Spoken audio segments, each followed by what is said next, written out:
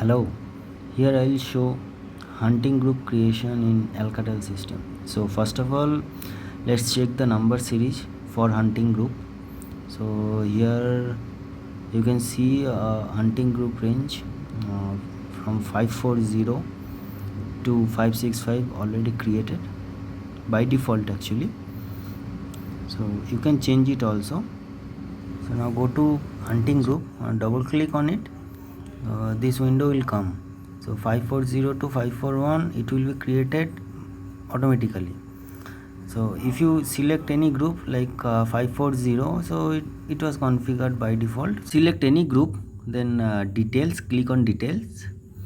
Here this window will come and give any name as per your requirement. So I am giving HG1. Then click on add. So this window will come where all extension list will show. So here you can add one by one, or you can add multiple numbers also, so as per your requirement. See on the member list you can see two members are added, showing it 2. So that means two members are added to group number 541. And after doing all configurations, so here one more thing I'll show you. See, two numbers are showing 100 101.